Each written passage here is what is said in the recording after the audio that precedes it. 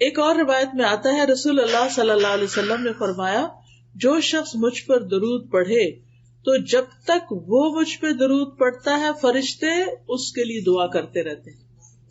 یعنی آپ نبی صلی اللہ علیہ وسلم کے لیے دعا کریں اور فرشتے آپ کے لیے دعا کرتے رہیں گے.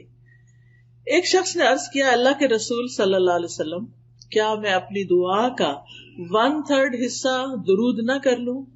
تو آپ نے فرمایا کہ ہاں اگر تم چاہو تو ایسا کر سکتے ہو. اس نے کہا اگر 2/3؟ آپ نے فرمایا ہاں اگر تم چاہو. اس نے کہا اگر میں ساری دعا درود ہی کو بنا لوں؟ تو آپ نے فرمایا پھر تو یہ تمہارے لیے اللہ تمہارے دنیا اور آخرت کے سب غم ہم کے لیے کافی ہو جائے گا.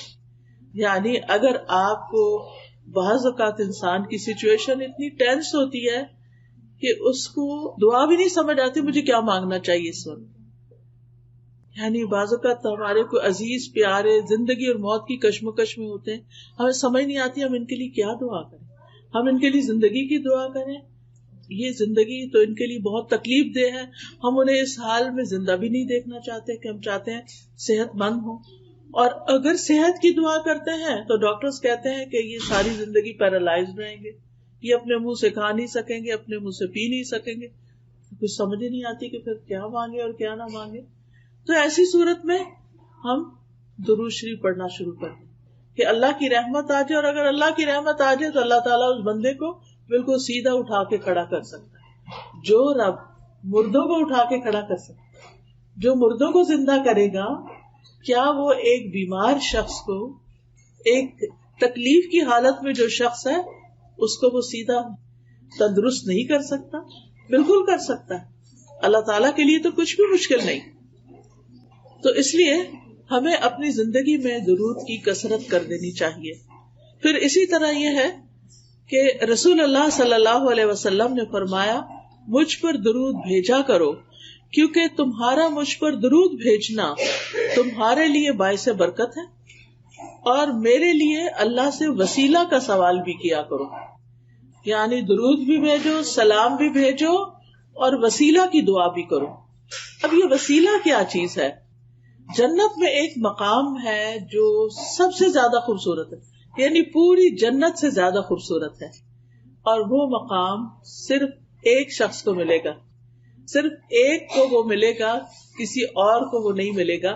تو نبی صلی اللہ علیہ وسلم نے فرمایا مجھے امید ہے کہ وہ میں ہی ہوں گا, کیونکہ آپ کا مقام اور درجہ ساری انسانیت سے بڑھ کر ہے. تو اب آپ دیکھیے کہ وہ ہے تو آپ کے لیے, لیکن آپ نے امت کو شرف بخشا کہ ہم آپ کے لیے یہ دعا کریں کہ اللہ تعالیٰ ہمارے نبی کو وہ مقام وسیلہ عطا فرمانا. پھر اسی طرح آپ دیکھیے کہ جب ایک شخص درود پڑھتا ہے تو وہ درود اس شخص کی طرف سے نبی صلی اللہ علیہ وسلم کو پہنچایا جاتا ہے, آپ کو بتایا جاتا ہے. رسول اللہ صلی اللہ علیہ وسلم نے فرمایا جو شخص ایک بار مجھ پر درود بھیجے اللہ اس پر 10 رحمتیں نازل کرے گا. اس پر ایک فرشتہ مقرر ہے جو مجھ تک پہنچاتا رہتا ہے. یعنی ہم اپنے گھر میں بیٹھ کے پڑھیں, بعض اوقات ہم سوچتے ہیں نا کوئی مدینہ جائے, کوئی روزے پہ جائے اور ہمارا سلام لے کر جائے, تو بات یہ ہے کہ وہاں جا کر کوئی پہنچائے یا آپ یہاں اپنے گھر میں بیٹھے ہوئے درود پڑھ رہے ہیں, یہاں پڑھ رہے ہیں, اور اللہ تعالیٰ کی طرف سے فرشتہ مقرر ہے وہ آپ کا درود وہاں تک لے جائے گا, پہنچا دے گا. یعنی بعض اوقات ہم انسانوں کی منت کرتے ہیں, اور انسان کیا وہ وہاں جاتے ہیں وہ بھول ہی جاتے ہیں کہ مجھے کس کس نے کیا کہا تھا, اور ہمیں کوئی ایسا طریقہ بھی نہیں ملتا کہ ہم سے کہا گیا ہو کہ کوئی لے کے جائے اور پہنچائے. آپ جہاں پر بھی ہوں, آپ مسجد نبوی میں ہوں, آپ مدینہ میں ہوں, آپ مکہ میں ہوں, آپ سعودی عرب میں ہوں, آپ پاکستان میں ہوں, آپ کینیڈا میں ہوں, آپ کہیں پر بھی ہوں, آپ کا درود وہاں پہنچ جائے گا, اور یہ آپ کے نامہ اعمال میں بھی جمع ہوتا رہے گا. تو اس سے اچھا کیا تحفہ ہے جو ہم نبی صلی اللہ علیہ وسلم کو بھیج سکتے ہیں. یعنی اگر ہم آپ کے لیے کوئی پیسے بھیجیں یا کوئی گولڈ بھیجیں یا کوئی کھانے کی چیز بھیجیں, وہ تو نہیں آپ کو پہنچ سکتی, لیکن اگر ہم درود بھیجتے ہیں تو وہ آپ کو پہنچتا رہتا ہے, اور ہمیں طریقہ بھی بتا دیا گیا. رسول اللہ صلی اللہ علیہ وسلم نے فرمایا تم کہیں بھی ہو مجھ پر درود بھیجو کیونکہ تمہارا درود مجھ تک پہنچ جاتا ہے, ہر جگہ سے پہنچ جاتا ہے. اب جو شخص نبی صلی اللہ علیہ وسلم کے لیے درود بھیجے گا اور سلام بھیجے گا اور خاص طور پر آپ کے لیے وسیلہ کی دعا کرے گا تو قیامت کے دن اس کو نبی صلی اللہ علیہ وسلم کی سفارش حاصل ہوگی، اس کے لیے شفاعت ہوگی. رسول اللہ صلی اللہ علیہ وسلم نے فرمایا جو مجھ پر درود بھیجتا ہے یا میرے لیے وسیلہ مانگتا ہے قیامت کے دن اس کے لیے میری شفاعت ثابت ہو جائے گی، یعنی پکی ہو جائے گی کہ میں اس کے حق میں سفارش کروں. سفارش کس کو ضرورت ہوتی ہے؟ جس کے اپنے پاس پورا نہ ہو کامیابی کے لیے.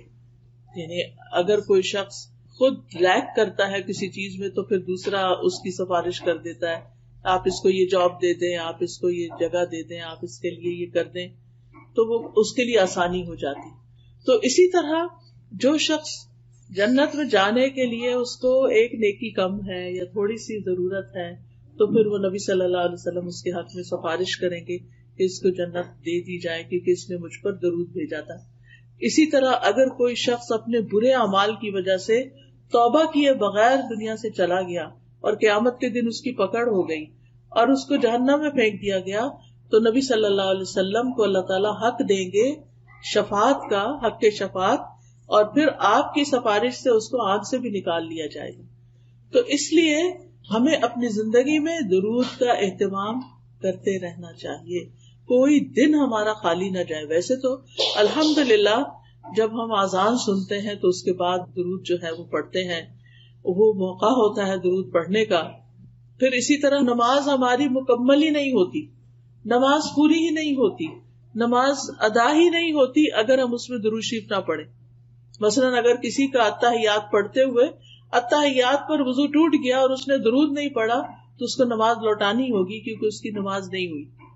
تو اس لیے چاہے آپ اس وقت پورا درود نہ بھی پڑھ سکیں، اللہم صلی علی نبینا محمد کہہ دیں، اللہم صلی وسلم وبارک علی نبینا محمد، اللہم صلی علی محمد وعلی آل محمد.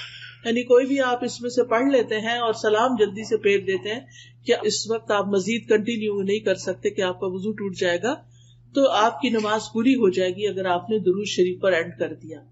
تو اس سے بھی آپ اندازہ لگائیں کہ کتنا ضروری ہے. پھر آپ دیکھیے کہ جو شخص صبح کے وقت فجر کی نماز سے لے کر سورج نکلنے سے پہلے 10 دفعہ درود شریف پڑھتا ہے تو اس کے لیے بھی آپ کی شفاعت ہے. اور کتنی رحمتیں، ایک دفعہ پڑھنے پر 10 رحمتیں، تو 10 دفعہ پڑھنے پر کتنی ہوں گی؟ 100 رحمتیں ہو جائیں گی. یعنی صبح ہی صبح اپنا دن شروع کرنے سے پہلے آپ 100 رحمتیں سمیٹ لیتے ہیں. پھر اسی طرح نبی صلی اللہ علیہ وسلم پر جب تک درود نہ پڑھا جائے دعا روک لی جاتی. یعنی کچھ دعائیں ایسی ہیں کہ جن میں ہمیں پہلے درود شریف پڑھنا ہی ہوتا ہے اور پھر اس کے بعد دعا مانگی جائے تو درود شریف اس دعا کو اوپر لے جانے کا سبب بنتا ہے. پھر اسی طرح آپ صلی اللہ علیہ وسلم نے فرمایا بخیل ہے وہ شخص، سٹنجی ہے وہ شخص کہ جس کے سامنے میرا ذکر کیا جائے اور وہ مجھ پر درود نہ پڑھے. درود پڑھنا جو ہے یہ جنت میں لے جانے والا کام ہے، اور جو درود نہیں پڑھتا وہ جنت میں جانے کا راستہ کھو دیتا ہے. حضرت حسین بن علی رضی اللہ عنہ امام حسین سے مروی ہے کہ رسول اللہ صلی اللہ علیہ وسلم نے فرمایا جس کے پاس میرا ذکر کیا گیا یعنی میرا نام لیا گیا اور وہ مجھ پر درود پڑھنا بھول گیا، اس نے پڑھا ہی نہیں، صلی اللہ علیہ وسلم نہیں کہا. ہونا تو یہ چاہیے نا، جب بھی آپ کا نام لیا جائے تو دل ہی دل میں یا ہلکی سی آواز سے صلی اللہ علیہ وسلم پڑھ لیا جائے. اور جو نہیں پڑھتا، اس نے دھیان سے نہ سنا اور نہ پڑھا، وہ جنت کے راستے سے بھٹک گیا. یعنی جو راستہ جنت کی طرف لے جانے والا تھا اس نے وہ چھوڑ دیا، وہ کہیں اور ہی چل پڑا. یعنی اس سے بھی اس کی امپورٹنس کا پتہ چلتا ہے.